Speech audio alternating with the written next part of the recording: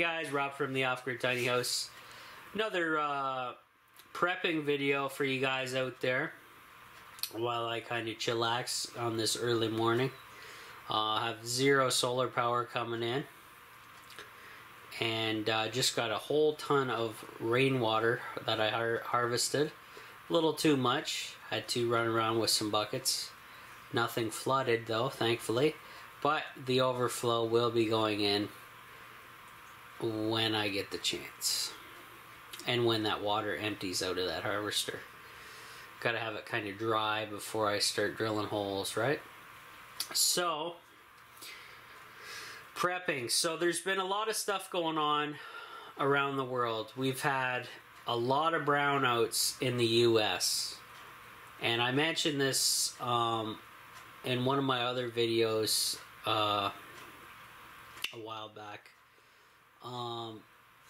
But what's the deal, guys? Like, I know temperatures have been skyrocketing in the US this summer for heat temperatures. So a lot of people have air conditioning, and air conditioning draws a whole ton of amps. Now, I had one of my buddies out here on YouTube, Bobby Solar Homestead, give a shout out to him. You guys should check him out. He has quite the awesome off-grid solar setup. Well, he's off-grid and grid tie. He's like a, well, is he grid tie? Or he can be, basically. He'll comment, I'm sure, below. But anyway, during this intense heat in the US, this is a great example, actually. Great story. He was the only one with power because of his solar system, and he had air conditioning still. So his friends and neighbors didn't have squat, and they came over, and he was gracious enough to host them to stay over a couple nights or whatever until the power was restored so they could be comfortable in the air conditioning. Now, probably put a lot of strain on him and his family and his system, but it was a really good learning tool, I thought. Now, before I get into the learning aspect of it, there's something going on in the US. What's the deal with the power outages all over the place, all over your country in the US? I'm here in Canada, so I'll just say the country in the US. So you guys had brownouts every little nook and cranny, boonies in the cities, all over the place in the US. Something's going on. Either the infrastructure is falling apart and nobody's spending the proper money on it, or it's possibly some kind of test, or it's sabotage. Hard to say, guys. No reports other than massive outages all over the place in the US this summer from excess people using air conditioners, I guess, because of how many amps they draw and the heat that was going on in the US. And we had some of the heat here in Canada for, I'm going to say, a month. We had some decent heat up here. But other than that, not too shabby. There's something going on with that. So keep your eyes out, guys. There's not a lot of news covering it, but that's a lot of failures all over the place. Transformers blowing up, substation problems, all kinds of weird stuff going on. Almost like it was, and it was everywhere. It just wasn't in a couple little states, dude. It was everywhere. So there's something weird going on, because most of you guys in the US have energy efficiency standards, so your appliances and stuff shouldn't be drawing as much power as they used to. If you can afford the new stuff, that is. And so you think the grid power, the demand on the grid would just plummet with the energy efficiency, but apparently not. Apparently it was too much for the system, and a lot of people went without air conditioning, refrigeration for their fridge, freezer, and they were pretty uncomfortable and unhappy. So, getting back to the Bobby's solar homestead there,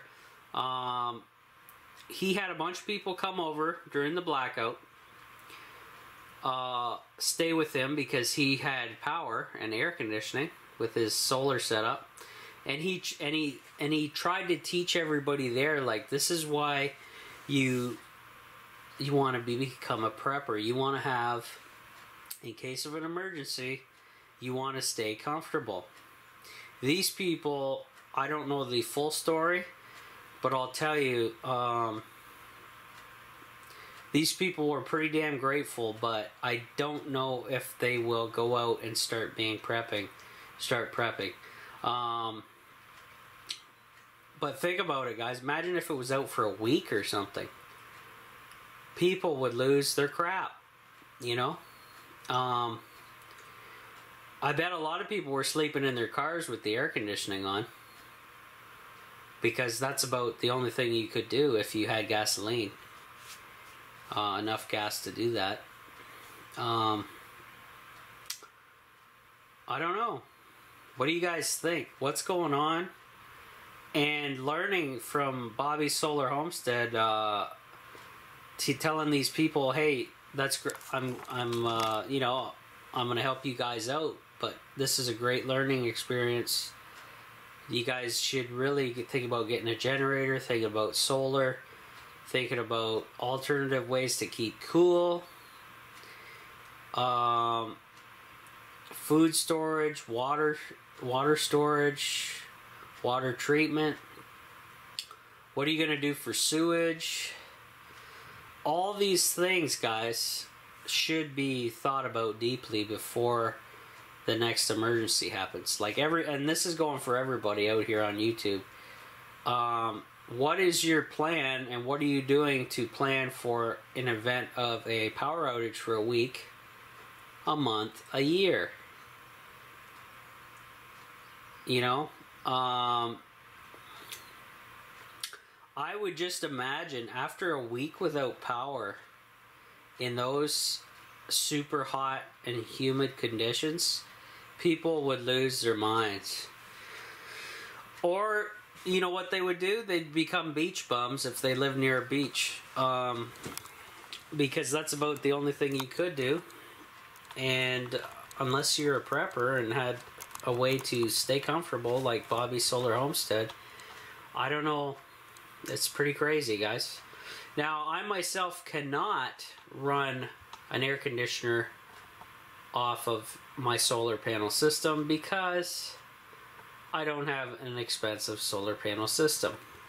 Except I can have air conditioning because I run it through a propane generator, which I highly suggest to everybody. Go get yourself a couple 100-pound propane cylinders, fill them up, get the regulators, get all that stuff, and the generator that I have is called a Ryobi propane generator. Got it at Home Depot. Really good unit. And it's kind of like one of those smart generators, well, where it senses how big the load is, and if the load isn't very big, it'll idle down and drop down on energy production, thus saving you on fuel, which is really good. The nice thing about propane, fairly cheap, doesn't go bad like gasoline. And like I say, I only use it on the super insane days that my 12-volt ceiling fans can't keep up with. You guys saw a few videos of me doing that. You can check those videos out. They are the off-grid tiny house air conditioning. I think videos from 1 to 5 on my whole setup and process and how well things worked. Now, the generator's not perfect. I can't run the AC on maximum because it's too much for my little generator, but I can run it on low, and it's perfect because it hardly uses any fuel, and it keeps the temperature in the tiny house nice because it sucks all that humidity out of here. And when you have high temperatures but low humidity, you're comfortable. If you have high temperatures and high humidity, it's a living hell. Yeah, so just remember that, guys. And there's all kinds of other things you can do. Like, if I had my own property, guys, I'm telling you what, I would be doing the cooling tubes. Now, if you guys haven't heard of the cooling tubes, this is free air conditioning. And this comes from the guys over at the Earthships, the guys who build Earthships, the Garbage Warrior guy. Pretty awesome stuff. So what he does is, he digs a trench that's under the... So whatever your frost... what do they call it? Whatever your frost level is in the wintertime in the ground, like say it's 2-3 feet, you dig a trench 2 or 3 feet deep or more, and you run it for a good, I don't know, let's say 40 to 50 feet plus. And what you do is you take plastic piping of some sort, or metal piping, but most likely you'll want plastic so it doesn't rot in the ground. And you place the plastic tubing in the ground in the 3 foot, we'll just go with 3 foot, 3 foot trench that you've dug for like 40 feet. You connect a bunch of pieces together, glue them together.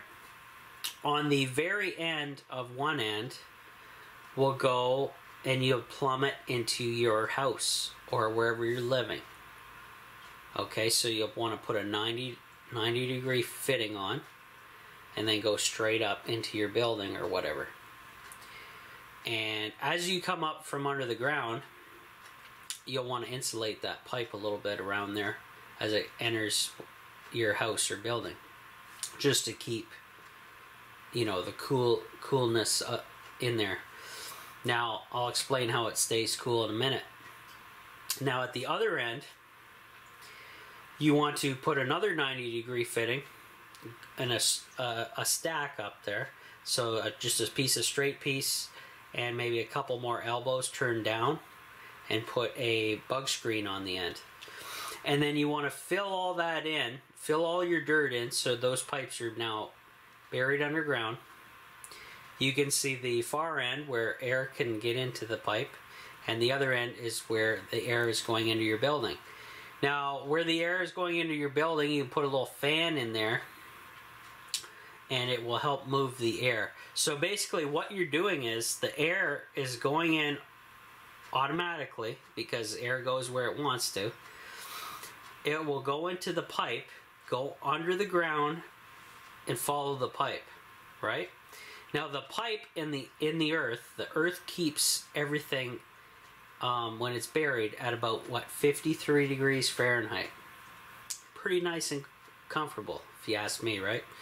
So what you do then is when you turn the fan on in your house, all that air, oh, here comes more rain, all that air is being pulled into the pipe via the fan. If you don't have a fan, you can just do it passively, but I highly suggest a fan, USB or otherwise.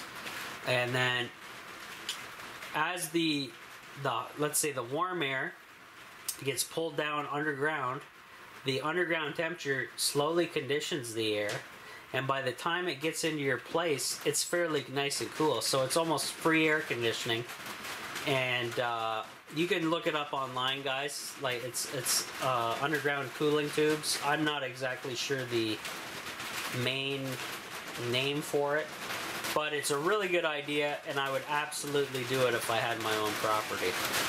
So I'm going to end this video because it's starting to torrential downpour again, and I'll be back.